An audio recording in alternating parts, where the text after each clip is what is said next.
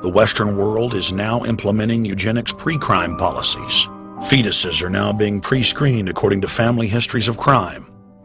From Portland, Oregon to London, England, Child Protective Services are enrolling newborn children into criminal databases at birth and forcing them to attend probation hearings at age 2. The overlords of scientific dictatorship are ruthlessly prosecuting a war on our most defenseless.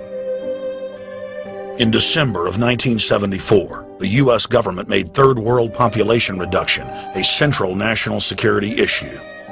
The operation plan, titled National Security Study Memorandum 200, was simply a regurgitation of the British Commission on Population created by King George VI of England in 1944, which openly stated that populous third world nations posed a threat to the international elite's monopoly of global power.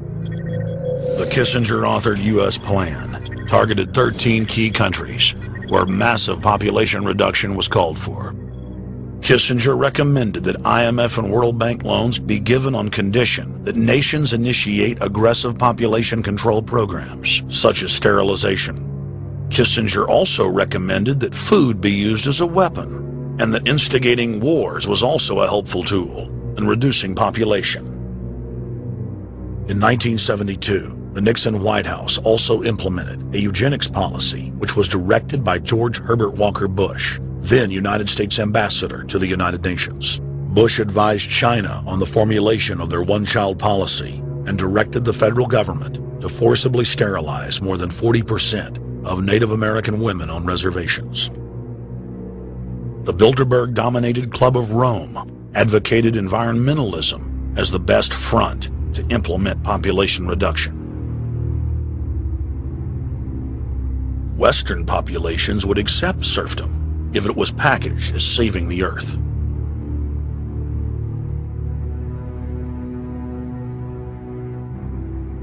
Industrialization of Africa, Asia, and Latin America could be blocked.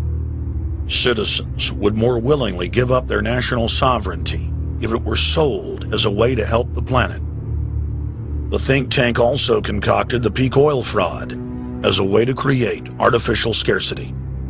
And the Club of Rome has been aggressively pushing a global carbon tax as a way to fund their planetary government. In the draft copy of the United Nations Global Biodiversity Assessment, it states very clearly that we must reduce the human population from its current level of about 6 billion people down to about 1 billion people.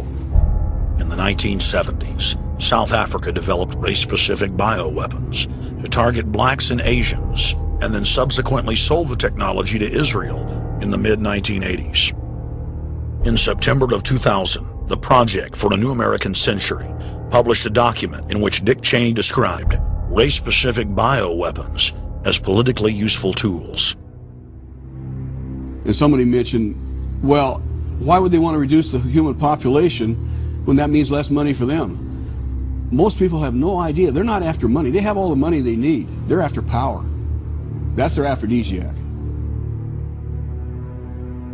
The overlords of the New World Order are now aggressively pushing for a worldwide one-child policy. The Chinese one-child policy was phased in gradually. In the 60s, when it began, you only had to pay a tax penalty. Only later did they imprison you if you had more than one child.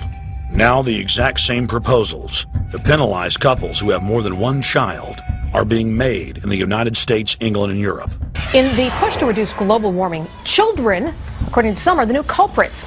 A think tank in the UK says too many kids are what's making the planet worse, saying large families, anything over 2 children really, should be frowned upon as an environmental no-no, akin to not reusing your plastic bags, driving one of those big gas-guzzling cars, taking long trips overseas. The UK, in fact, has negative growth. I think Canada does too. That still, families in our rich countries shouldn't have more than 2 kids. In 1998, Ted Turner pledged to give more than $1 billion to the United Nations to be spent in the implementation of population reduction policies planet-wide.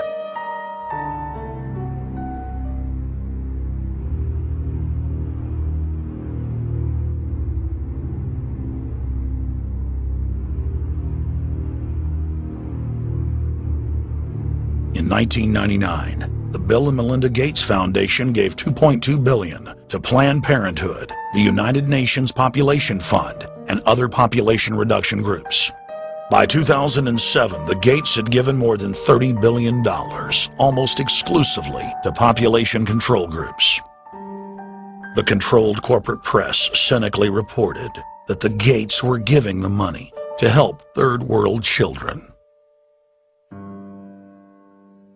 Bill and Melinda Gates were dethroned as the world's most generous philanthropists when their friend and fellow population reduction enthusiast, Warren Buffett, gave $37 billion to fund an army of population control groups.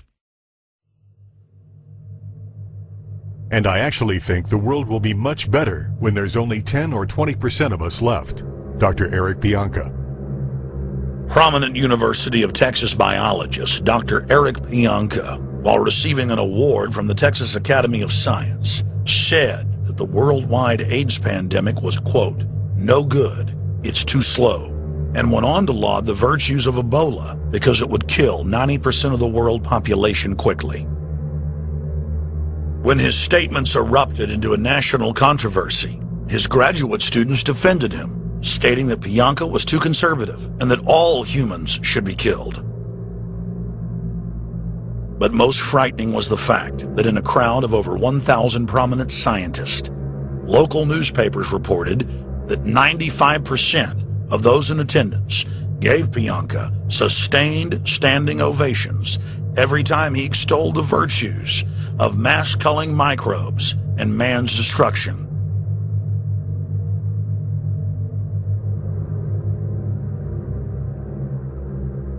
China was able to turn the corner and become the leading world superpower because they have a police state and they are able to force people to stop reproducing. Dr. Eric R. Pianka.